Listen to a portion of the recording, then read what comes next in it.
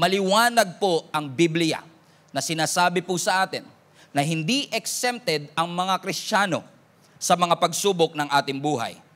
Kahit ikaw ay mananampalataya ng ating Panginoon, kahit araw-araw kang nagbabasa ng Biblia, kahit araw-araw kang nananalangin, linggo-linggong nagsisimba, hindi magagawa ng pagsisimba nating mapigilan ang mga storms and challenges na meron sa ating buhay. However, ipinangako rin naman ng ating Panginoon na kung dadaan tayo sa mga pagsubok, kung tayo ay mananampalataya at kakapit sa Diyos, may ipinangako naman ang Diyos na kaligtasan sa lahat ng mga taong nananalig sa Kanya. Sabi ng Panginoon, I will be with you. I will protect you. I will deliver you. I will keep you from harm. If you will remain under the shadow of the wings of the Almighty, there is a promise na merong kaligtasan sa presensya ng ating Panginoon. Ibig sabihin, every Christian should not allow the presence of the storm to doubt the presence of God. Ibig sabihin, lahat ng nananampalataya sa ating Panginoon, hindi porket may presensya ng problema, ay nawala na ang presensya ng Panginoon. Nangako ang Panginoon na kasama natin siya, at kahit anong pagsubok ang ating pagdaanan, mananatili ang kanyang pangako na hindi kanya iiwan, hindi kanya pababayaan, yung pagmamahal niya magpapatuloy at ang purpose ng Panginoon sa iyong buhay ay hindi mahihinto. So minsan, pag dumadaan tayo sa storms in life, akala natin ang mga bagyo is standing in our way towards the promises of God. Let me repeat. Madalas, kapag tayo ay nakakaranas ng bagyo, ini-interpret natin ang bagyo bilang humahadlang para maranasan natin ang pangako ng Panginoon. So in our interpretation, kahit hindi nyo ako pinapansin, some storms in our life are standing in the way of God's promise. But what if the storms in your life are the way to the promises of God? What if yung inakala mong hadlang, yun ang tanging paraan para pag nalagpasan mo yung pagsubok, yun ang tanging paraan para madala ka ng Lord sa next level at next season ng ating buhay. Ito po yung context ng pinag-uusapan natin sa Acts chapter 27. In fact, yung Acts 27 po ang last recorded journey ni Apostle Paul. Now, dito po sa kwentong ito, mga kapatid, sumakay si Apostle Paul ng isang barko mula po sa Caesarea, papunta po ng Rome sa may Italy. Kasama po ni Apostle Paul ang 276 prisoners. Kasama niya, bakit to mga kapatid? Sapagkat si Apostle Paul po, nung siya ay nasa Jerusalem, inakusahan po siya na nag-i-incite ng riot. Siya daw po ay nagke-create ng confusion sapagkat ipinapangaral po niya ang muling pagkabuhay ng ating Panginoong Hesus. Now, let me just break it down to you. Si Apostle Paul kasama ang mga disciples of Jesus Christ dahil na-witness po nila ang resurrection ng ating Panginoong Hesus and they continue to preach the resurrection of our Lord Jesus Christ. Ang interpretation ng mga Pharisees and Sadducees, nagke-create lang sila ng gulo sapagkat marami ng mga nasa Judaism na lumilipat dito sa the way o sa bagong relihiyon daw na itinatayo ni Apostle Paul. Kaya ang sabi ng scripture, dahil siya ay nag-i-incite ng riot at pakiramdam nila, dinidisrespect niya ang mga Pharisees and Sadducees, ipinakulong nila ngayon si Apostle Paul sa Jerusalem. Now, this is where it gets interesting. Kasi nung si Apostle Paul ay nasa Jerusalem, sinubukan siyang hatulan, i-trial for 2 years. Pero after 2 years ng hearing, wala silang makuwang concrete evidence na talagang si Apostle Paul ay may kasalanan. Kung kaya't si Apostle Paul, dahil after 2 years of being imprisoned, ginamit niya na ngayon yung kanyang citizenship. Kasi maraming Christians hindi alam na si Apostle Paul was actually a Roman citizen. Roman citizen siya. So dahil siya ay Roman citizen, ginamit ngayon ni Apostle Paul yung kanyang pagiging Roman citizen para sabihin, pakiramdam ko, hindi fair yung trial dito sa Jerusalem. I want to go to Rome para iharap at iakyat yung kaso ko papunta kay Caesar. Gets niyo mga kapatid? So dahil pakiramdam niya, hindi patas ang trato sa kanya sa Jerusalem, nag-demand ngayon si Apostle Paul, gusto ko makapunta sa Rome Doon nyo ko hatulan sa Korte Suprema. Ibig sabihin mga kapatid, yung journey na ito, na siya'y nasa barko, papunta si Apostle Paul sa Rome para sana iakyat ang kanyang appeal kay Caesar mismo. However, si Apostle Paul ay sinama sa 276 na prisoners para sila ay makarating doon sa Italia. At base po sa kwentong binasa natin at sa text na binasa natin, hindi pa man sila nakakarating sa unang destination, nahirapan na sila sapagkat naka-encounter sila ng matinding bagyo. Are you still following so far? So ang purpose ni Apostle Paul pumunta ng Rome para i-appeal ang kanyang kaso, pero wala pa sila dun sa Rome, nakaranas sila ng matinding bagyo. Spoiler alert. Alam niyo po ba, pag binasa niyo yung 44 verses ng Acts 27, makikita po ninyo na yung barkong sinasakyan ni Apostle Paul, lumubog din.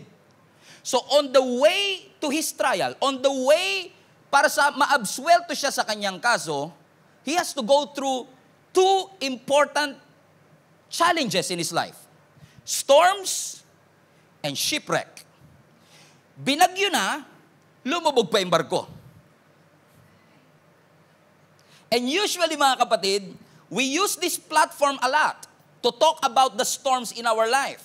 Siguro naman po narinig na nyo ng maraming beses sa akin na anumang bagyo ang ating pagdaanan, kasama natin ang ating Panginoon. Hindi tayo iiwan ng ating Panginoon. Pero magkaiba po yung storm sa shipwreck.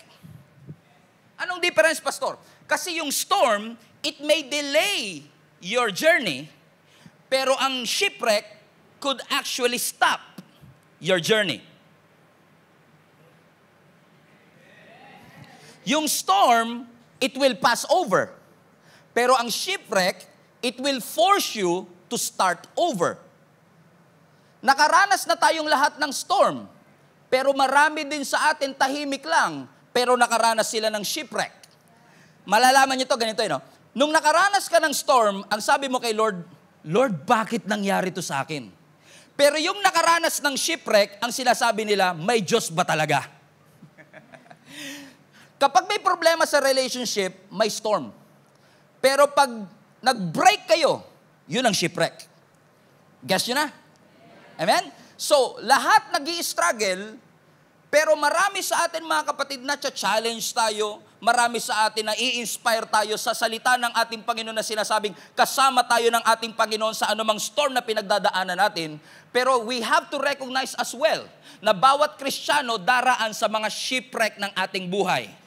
Malulugi ang negosyo, mawawalan ng trabaho, mamamatayan ng mahal sa buhay, mawawalan ng pinagkakakitaan. Maraming bagay na nakakapagpa-symbolize the shipwreck that happened in your life. Ibig sabihin, ang shipwreck is actually an illustration, a metaphor for everything that is losing in your life.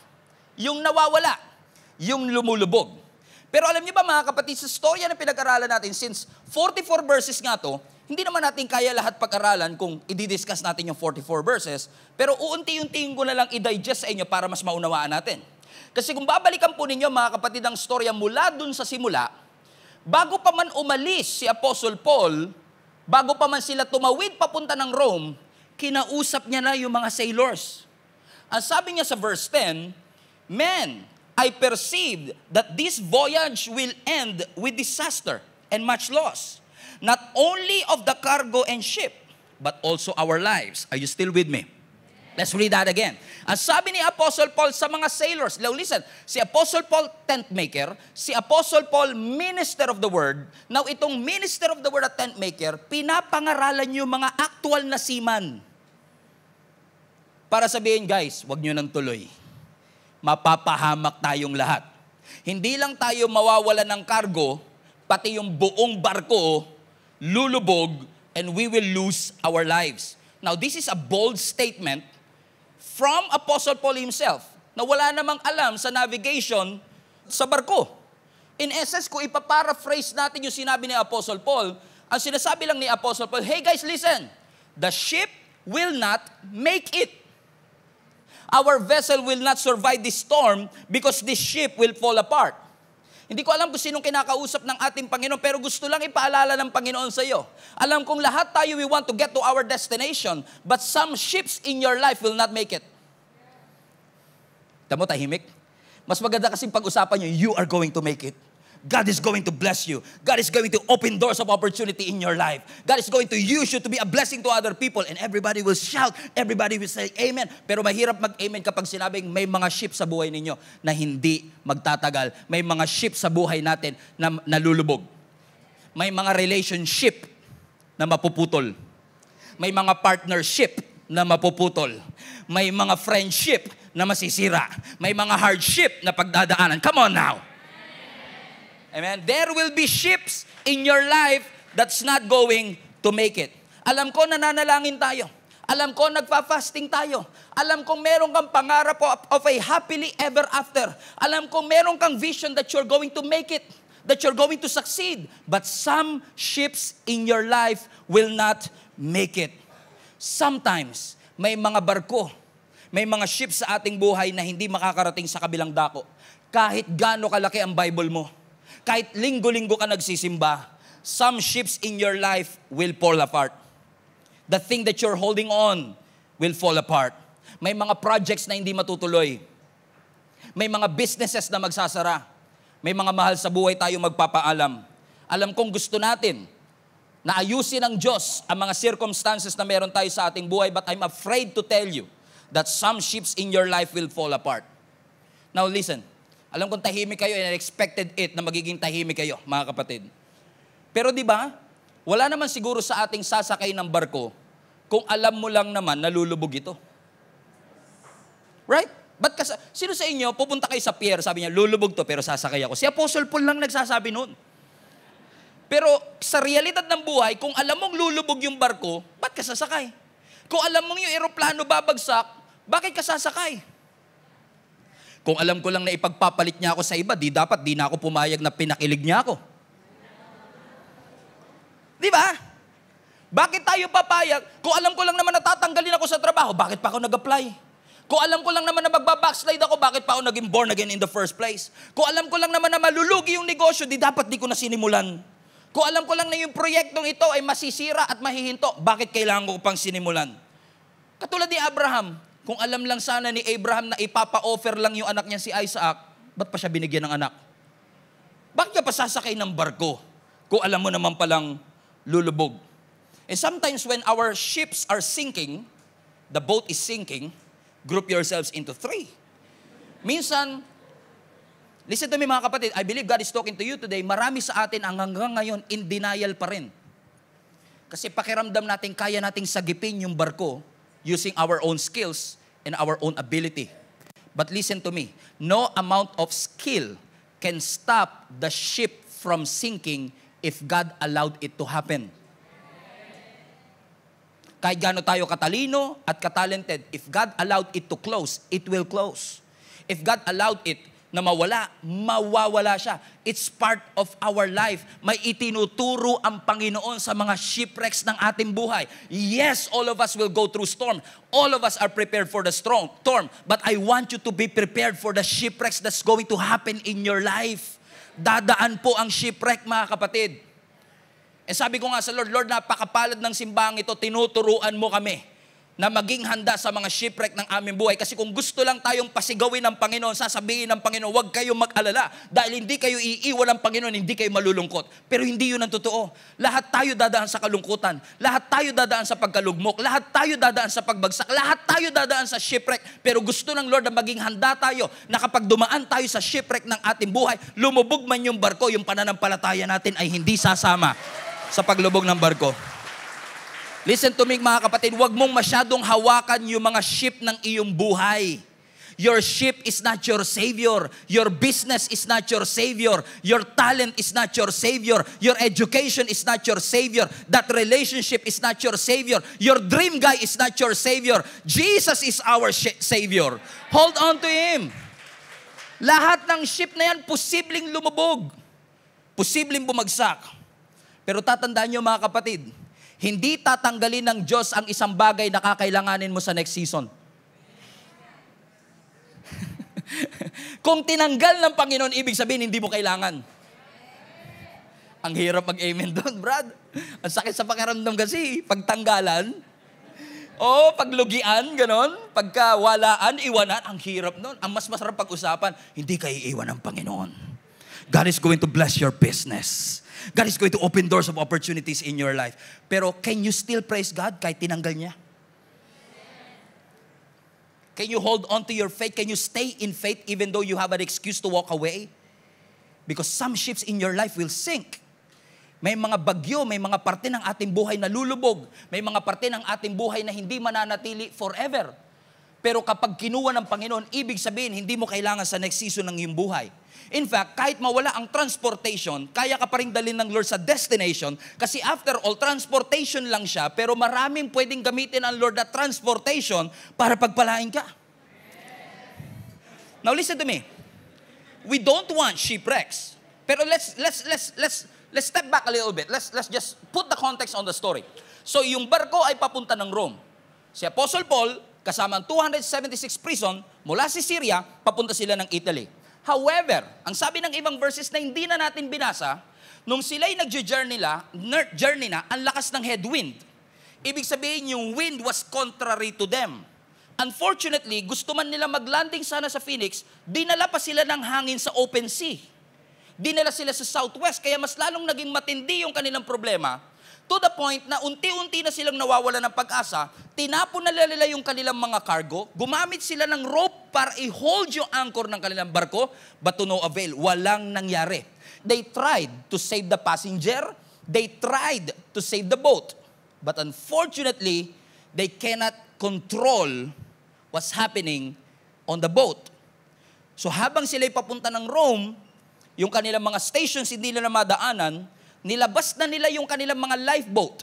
Unti-unti na silang nawawalan ng pag-asa sapagkat sa palagay nila, ginawa na nila ang lahat, pero wala pa rin nangyari.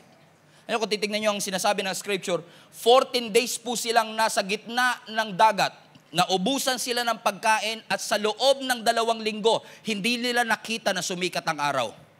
At dahil walang pagsikat ng araw, unti-unti na rin silang nawawalan ng pag-asa. Ang sabi ng verse 20, terrible storm raged for many days, watch this, blotting out the sun and the stars, highlight this, until at last, all hope was gone. Now, I don't want you to miss this kasi may part 2 to next time. Pero I want you to look at the screen and sabi doon, until at last, all hope was gone. They tried their best. They tried everything they know how to save the ship from sinking. Tinapon nila ang kanilang bagahe, ginamit nila ang kanilang maritime knowledge to save the ship, but unfortunately, hindi nila masagip yung barko at nawala na sila ng pag-asa. The storm continued raging and they gave up all hope na maliligtas pa sila at makakatawid pa sila to the other side. I don't know who is this for. Pero maaaring yung iba sa inyo, sinasabi nyo, there is no way that this marriage is going to work. Parang nawalan ka na ng pag-asa sa relasyon ninyo mag-asawa na maaayos pa. There is no way that I'm going to beat this cancer. I've been battling this cancer for 2 years already. May pag-asa pa ba na unti-unti na nawawalan ng pag-asa ang iyong buhay? Maaaring yung iba sa inyo sinasabi nyo, there's no way that we are going to overcome this financial debt. Masyado nang malaki ang aking utang, lubog na lubog ako sa utang at pakiramdam ko, hindi na ako makakaahon. Or probably some of you are thinking and wondering, there is no way that I'm going to get married. There's no way that I'm going to get pregnant.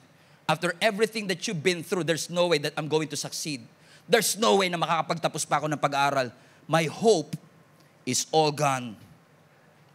At maaaring nagtataka kayo at nagsasabi kayo sa inyong mga sarili, bakit nga ba minsan hinahayaan ng Panginoon na dumaan ako sa mga shipwreck ng aking buhay?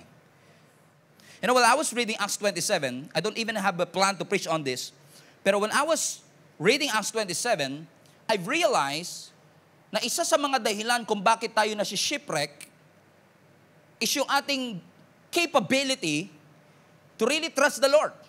Kasi kung titignan nyo mga kapatid yung story na binabasa natin, ang sabi ng verse 21, watch this. Sabi ng verse 21, no one had eaten for a long time. So finally, Paul called the crew together and said, man, you should have listened to me in the first place and not left Crete. You would have avoided this damage and loss. Sino sa inyo gusto nyo maiwasan ng damage? Sino sa inyo gusto nyo maiwasan ng pagkawala ng lahat ng bagay? Sino sa inyo gusto nyo maiwasan ng shipwreck? Pero nagtatanong pa rin tayo, di ba? Why would God allow shipwrecks in my life? Hindi ba niya kayang gawin ang lahat para iligtas ako? Hindi ba niya kayang gawin ang lahat para ayusin ang lahat ng bagay na meron sa akin buhay? Bakit niya inaalaw na mawalan ako ng project? Bakit niya inaalaw na mawalan ako ng job offer? Bakit niya inaalaw na manakaw sa akin yung promotion? Bakit inaalaw ng Lord ang shipwreck sa aking buhay? If God is a good God, why do bad things happen to good people? You know what? The answer is in this verse. Bakit? Hindi sila dapat dadaan sa bagyo at sa shipwreck kung nakinig lang sila kay Apostle Paul.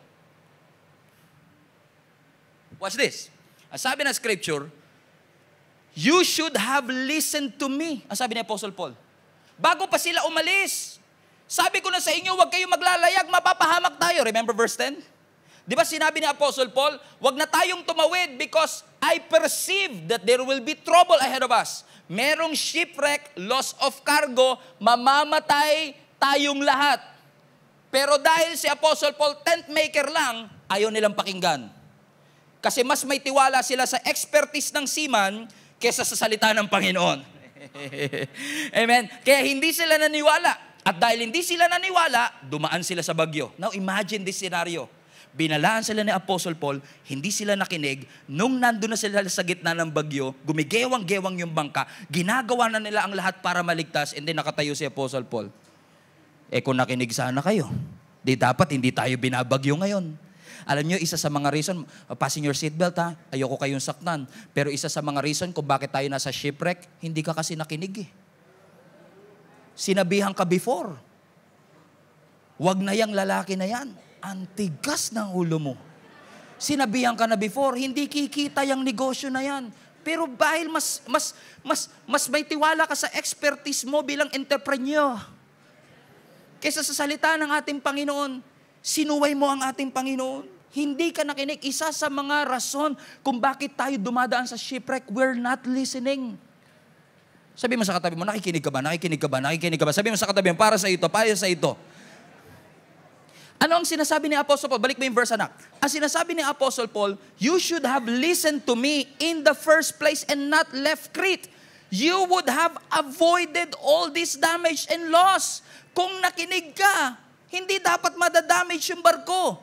Now, it's too late. Ang sinasabi ni Apostle Paul, kahit mag-pray kayo, yan na ang destiny natin. Kahit mag-fasting kayo, yan na ang destiny natin. Ibig sabihin, yung shipwreck na yun is actually a consequence of their disobedience. And no matter how much you prayed for it, yes, God is a God of miracles, but no matter how much you prayed for it, if God allowed it to happen, if this is the consequence of our disobedience, unfortunately, it will happen. Yung nga lang minsan talaga mga kapatid, kapag may mga shipwreck sa ating buhay, ang lahat ng sisi laging nasa dyablo, no? Pasin nyo yun? Right? May sakit ako ngayon. Yung dyablo, inaatake na naman ako. Di ba? Kaya sabi ng dyablo, nananahimik ako kung na naman nadamay nito. Di ba? Napansin nyo, yung dyablo tuloy, nagtataka na, lagi na lang ako. Lahat na lang ng credit, binigay nyo sa akin Di ba? Sikip na naman ang dibdib ko. Inaatake na naman ako ng dyablo. Sabi ng anak mo na, yung crispy pata kasi binanatan mo eh. Nag-guess yung sinasabi ko mga kapatid, we give so much credit to the enemy, while in fact, some of the shipwrecks that happen in our life is because we decided not to follow the instructions of the Lord. Ang hirap talaga mag-amen pag ganito. Now, listen to me. May mga bagyo naman at may mga shipwreck na hindi ikaw may kagagawan. Halimbawa, pag naghiwalay yung mga magulang mo, ikaw lang yung casualty. Di mo naman ginusto yun. Tama? Mga kapatid? Halimbawa, kapag na-scam ka o nadaya ka, nagtiwala ka lang naman eh. Kaso talagang yung pinagkatiwalaan mo, hindi mapagkakatiwalaan, nadaya ka. And let me just say this to you. Mag-ingat kayo mga anak ha. Alam niyo kung bakit? Hindi ko na mabilang kung ilang tao araw-araw nakakausap ko na nai-scam.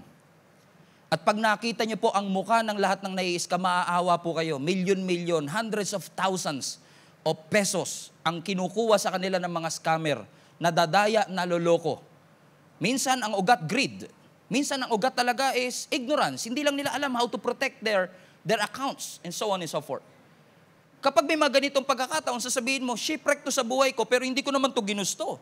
Nakinig naman ako sa Panginoon, kaso minsan, nagtiwala lang ako sa iba. Pero may mga shipwreck sa buhay natin na kasalanan talaga natin. Kaya nga parang, alam nyo, ang rinig ko sa sinasabi ni Apostle Paul, I told you, sinabi ko na sa inyo, wag na tayong maglayag. God instructed you to stay and you choose to sail, is your choice. Kagagawan nyo yan. You are in the middle of this storm because you spent too much money without wisdom. You are in the middle of the storm because you did not listen to what God is saying. You are in this mess because you procrastinated. Hindi mo trinabaho, hindi mo pinagbuti. And there are storms na kagagawa ng ibang tao, but there are storms na kagagawa ng hindi natin pakikinig. Sinabihan ka na noon, wag siya. Pero pinilit mo kasi, Pastor, magbabago to. May potential naman po siya eh. Oo, may potential din siyang saktang ka. May potential din siyang pahirapan ka. Makinig ang mga may pandinig. Kasi pag kinilig, ayaw nang makinig.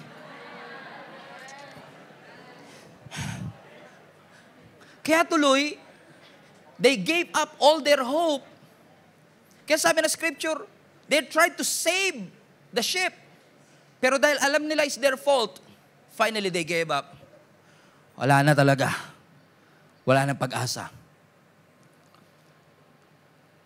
Pero hindi naman lahat ng shipwreck dahil hindi tayo nakinig. Minsan may mga shipwreck kasi mali ang season. Mali ang season. Watch this. Ang sabi ng verse 9, bago verse 10. So, pakitanggal anak. Yung verse 10, kung naalala ninyo, sinabi ni Apostle Paul, huwag kayong maglalayag. Kasi kapag naglayag kayo, mapapahamak tayo, lulubog yung barko. Naalala nyo pa mga kapatid? So bago sabihin ni Apostle Paul yung verse 10, sinabi muna niya yung verse 9. Kasi bago 10, 9 muna. Wow, nakakilabot. Woo! So bago sabihin ni Apostle Paul, huwag kayong maglalayag, ano ang dahilan? Ba't niya nasabing huwag kayong lumarga? Ito ang dahilan, verse 9. Ang sabi niya, we had lost a lot of time. The weather was becoming dangerous for sea travel. Why? Because it was so late in the fall. And Paul spoke to the ship's officers about it, pero hindi nakinig yung officer. Komprende mga kapatid? So ano ang dahilan kung bakit yung barko ay na-shipwreck? Number 1, hindi sila nakinig. Number 2, naglayag sila sa maling panahon. Kasi nung naglalayag sila, it was so late in the fall. Ibig sabihin, winter is coming already. At dahil winter is coming, yung kanilang journey ay hindi na nasa tamang season. Ibig sabihin mga kapatid, they are in the right place, but they are sailing on the wrong season. Hindi nila sinunod yung timing na ginugusto ng Panginoon o yung timing na safe sa kanila. Pinilit nila kahit mali ang season. Pinilit nila kasi madaling-madali sila.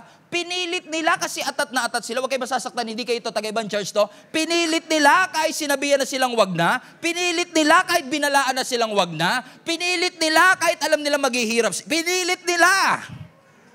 Hindi kayo to. Iba to. Sabi sa iyo, hindi pa tamang panahon to get married. Hindi pa tamang panahon para mag-start ng business. Yung location na yan is not suitable para magtayo na. Pero hindi tayo nakinig kasi nagmamadali tayo. Kaya kahit too late in the fall, we want to pursue the journey. And that's what they did. And because they pursued the journey, they encountered a shipwreck. Hindi nakinig. Maling season. So, they did not listen. They are not listening. They are not in the right season. Pero kaya rin lumubog yung barko, hindi lang dahil they are not listening, they are not in the right season. Actually, they are not on the right boat. Okay, they are not on the right boat. So, they're not listening, not the right season, not the right boat. Paano ko nasabi mga kapatid? Kasi kung babalikan po ninyo mga kapatid yung verse 6, bago yung verse 9, bago yung verse 10, so, pabalik tayo, di ba? So, yung verse 10, sabi ni Apostle Paul, huwag na kayo maglalayag. Kaya pala huwag maglalayag because it's too late in the fall. Winter season na. Mabagyo sa lugar na yan. Mapapahama kayo. Pero bago sinabi ni Apostle Paul yun, may nangyari pa sa verse 6. Ano nangyari sa verse 6? Are you still with me? Balik kayo next week. Pupunta natin yung verse 6. Verse 6, sabi na scripture, there, the centurion found an Alexandrian ship sailing to Italy and he put us on board. So the Bible says, no, habang sila'y nagbabiyahe na from Jerusalem, nakatagpo daw po sila ng Alexandrian ship na papunta ng Italy at dun sila lahat ipinasakay. Now, I want you to notice one thing. Look at this word. Highlight this. Look at this word, found. So when they got there, sa pier, they found the ship. At dahil they found the ship, akala nila it's the right ship. Hindi nga right ship kasi wrong kasi nga winter na, hindi designed yung barko na yon to endure the winter season. But since they found it, yun ang kanila. So, they're not listening, they're not in the right season, and they are not in the right boat. Because they found it. Pero hindi porket nahanap nila, inordain ng Panginoon. Hindi porket nahanap mo, yun ang ordained ng Panginoon. Nahanap ko na ang tamang babae para sa akin. Wow, you found it, congratulations. Pero yun ba ang ordained? Yun ba ang inilaan? Yun ba ang binigay? I found the right business. I found the right location. I found the right project. There's no wrong in finding the right thing. Pero hindi lang finding ang importante sa faith natin. Dapat ordained ng ating Panginoon. And one of the reasons why we are going through shipwrecks kasi nagsisettle tayo sa nakita natin without even praying, is this the right thing to do? Is this the right ship to sail? Is this the right season to sail? And many of us are struggling to survive. Because nakita natin, but it doesn't mean inordain ng Panginoon. Hindi naman sinabi ng Panginoon, basta makita mo, yun na yun sa'yo. Hindi. Ipag-pray mo yung ibibigay ng Panginoon sa'yo. Just because you found it doesn't mean it's God's ordained for you. Nakita pero hindi pinag-pray. Nakita pero hindi sinanggunay sa ating Panginoon. They found the ship in Alexandria. But that ship is not meant to sail on winter season. Simula pa lang, disaster na. Kaya pala sabi ni Apostle Paul, disaster yan. Pero ayaw nila makinig kay Apostle Paul. Kaya minsan, di ba, nung nakita mo, baliktad tayo, nung nakita mo, kahit maling season, tinuloy mo pa rin. Kaya minsan, kahit mali na yung season, kahit nakita mo, talagang si Lord mabuti pa rin, maglalagay siya ng mga tao magpapaalala sa iyo, anak, mali yan. Pero pagka inignore mo pa rin yung last na yun, talagang mapupunta ka na sa storm. Mapupunta ka na talaga sa shipwrecks ng iyong buhay. Sobrang tahimik, no? Grabe. Ay, nako. Sabi ko nga kay Lord, wag na to. Hindi, tatahimik lang sila dito. Amen? Because some things in your life will fall apart. Because sometimes we're not listening. Sometimes we are in the wrong season. And sometimes we are in the wrong boat. Nakakalungkot pa minsan. Kapag tayo ay dumaraan sa storms in life, kapag tayo dumadaan sa mga shipwreck ng ating buhay, we allow our Christianity to be the casualty of our faith. Di ba minsan, ang casualty ng problema, pananampalataya natin. Dahil dumaan sa shipwreck, huminto na rin sa pagsisimba. Dahil dumaan sa shipwreck, huminto na rin sa pananampalataya sa Panginoon.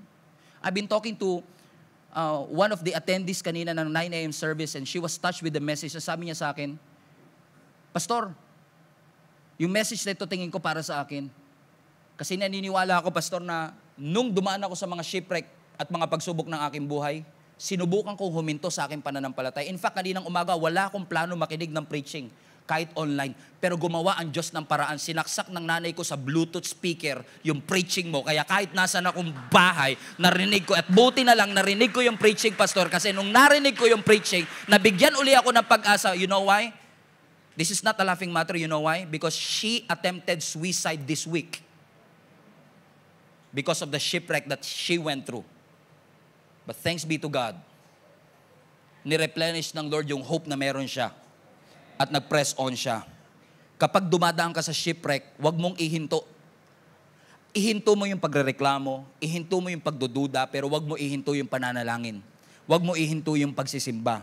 Huwag mo ihinto yung pananampalataya sa Panginoon. Huwag mo ihinto ang pagbabasa ng salita ng ating Panginoon. So pwede ba tayo magkaroon ng commitment sa 2024 that whatever it takes, whatever happens in our life, dumaan man tayo sa storms and shipwreck ng ating buhay, hindi natin hahayaan na yung prayer life natin ang maging casualty ng ating problema. Hindi natin hahayaan na yung ating Bible reading ang maging casualty ng ating problema. Hindi natin hahayaan na yung relationship natin sa Panginoon ang maging casualty ng ating problema. problema. Anumang pagsubok na dumaan sa aking buhay, hindi mawawala yung pagiging masiyahin ko, hindi mawawala yung pagiging positibo ko, hindi mawawala yung pananampalataya ko sa ating Panginoon. Magiging mapagmahal, mapagbigay pa rin ako, at magpapatuloy ako at maglilingkod sa Panginoon hanggang wakas. All glory to the Lord.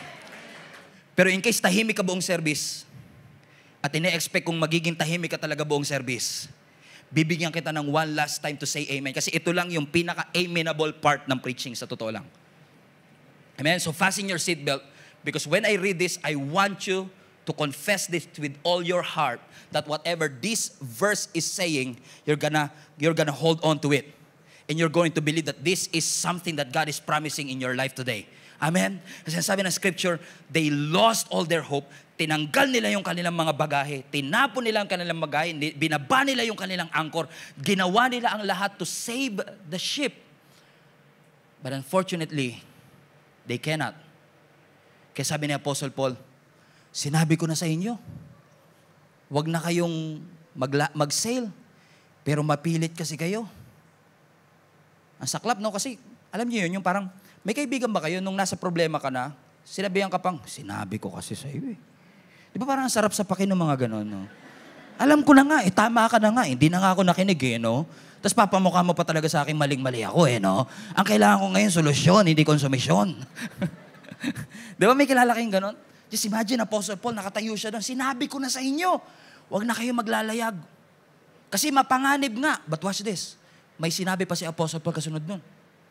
Pero sabi niya sa verse 22, again, this is the amenable part of the message, so don't miss this. Ang sabi ng verse 22, but alam ko that we are going to face a trouble, but take courage. Why? Because none of you will lose your lives, even though the ship will go down. Na-miss pa rin ang katabi nyo. Na-miss niya pa rin. Bibigyan ko kayo ng one last stand. I-rephrase natin. Ang sinasabi ni Apostle Paul, the ship will not make it, but you will make it. That's what he is saying. Huwag kang matakot, kapatid. Kasi lahat ng ships mawawala. They are not going to make it, but you are going to make it. Some relationships will not make it, but you are going to make it. Some partnerships will not make it, but you are going to make it. Some relationships, some friendship will not make it, but you will make it. Some businesses will not make it, but you will make it. Some contracts will not push through, but you will make it. Bakit? Ang kamay ng Panginoon wala sa barko. Ang kamay ng Panginoon nasa iyo. Ibig sabihin, saan ka man naroroon ngayon, the hand of the Lord is in your life today. And He is reminding each and every one of us, the ship will sink, but you are going to make it. The relationship won't make it kahit 11 years na kayo. The relationship won't make it kahit 12 years na kayo. But you are going to make it in Jesus' name. Hallelujah. Hallelujah. Alam ng tao kung gaano kabuti ang ating Panginoon, pero ikaw lang ang nakakaalam kung gaano kabuti ang Panginoon sa iyong buhay, na hindi ka niya pinabayaan, hindi ka niya iniwan sa anumang circumstance na iyong pinagdadaanan. So i-confess mo sa iyong sarili, nasasaktan ako but I'm going to make it. Nahihirapan ako but I'm going to make it. The ship will sink but I'm going to make it. In Jesus' name, I'm going to make it. We are going to make it. Ang sabi ni Apostle Paul, take courage. Lulubog yung barko, pero you are going to make it. I don't know. Hindi ko alam kung sino yung kausap ng Panginoon, pero sinasabi ng Panginoon sa iyo, huwag kang mawawala ng pag-asa, kapatid. May pangako ang Panginoon sa iyo. Ang purpose ng Panginoon sa iyo ay hindi nakadepende sa barkong sinasakyan mo. Hindi hihinto ang purpose ng Panginoon dahil lang may mga nawalang bagay sa iyong buhay. The loss of a loved one is not the loss and not the end of the purposes of God in your life.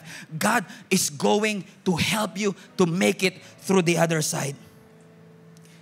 In fact, mga kapatid, yung mga shipwreck, detours lang talaga siya if you think about it. Nag-change man ng way, pero hindi nag-change ng promise ang Diyos. Nagbago man ng daan, nagbago man ng timeline, nagbago man ng schedule, pero ang purpose ng Panginoon sa iyo ay hindi matatapos. The ship won't make it, but you are going to make it.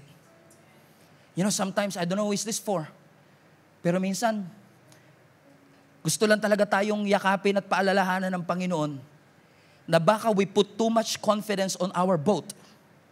We put too much confidence at pananampalataya sa bangka natin, na akala natin trabaho ang mag-aahon sa atin sa hirap. Na akala natin yung gamot ang makakapagpagaling sa ating kasakitan. Na yung doktor na yan ang makakapagbigay ng lunas sa akin. You're holding on so much and putting so much confidence on your ship na kapag nawala yung ship, nawala ka na rin. Pero hindi porkit nawala ng trabaho, iniwanan ka na ng Panginoon. Hindi porkit nawalan ng negosyo, iniwan ka na ng ating Panginoon. Ang sabi ng Panginoon, merong assurance na dadalin pa rin kita sa kabilang dako nito. Listen, may pangako ang Diyos. May pangako ang Diyos sa iyo. Yun yung pangawakan mo. Have the faith to believe. And start speaking not what you see, but what you want to see. Do you want to see breakthrough? Speak about breakthrough. Speak about miracle. The ship will not make it. But you, by the grace of God, you're going to make it. Sabi ko nga sa sarili ko, grabe si Apostle Paul, no? Ang taas masyado ng confidence niya para sabihing, lulubog yan. Hindi tayo makakatawid sa other side. At nung nagpapanik-panik na sila, tinatapon nila yung cargo. Sabi niya po, sabi ko kasi sa inyo, ayaw nyo pero nandun din siya. Sabi ko nga sa sarili ko, bakit nga ba si Apostle Paul, confident siya that the ship won't make, kasi sinabi niya, hindi pa nangyayari, binanggit niya na eh. Sabi niya, the ship won't make it, but we will make it. Saan niya kinuha yung confidence na yun? Kasi, ang sarap tapusin nito yung message, no? Pag uwi ninyo, I'm going to make it. I'm going to make it. Pero anong pinangahawakan mo para sabihin you're going to make it? So, it's a shallow preaching. Walang depth, walang lalim. Pero ano ang meron kay Apostle Paul? Ano yung nangyari sa kanya? Bakit sobrang confident siya that he's going to make it? Alam niyo kung ano, mga kapatid? Kasi the night before they sailed, nangusap ang Panginoon sa kanya.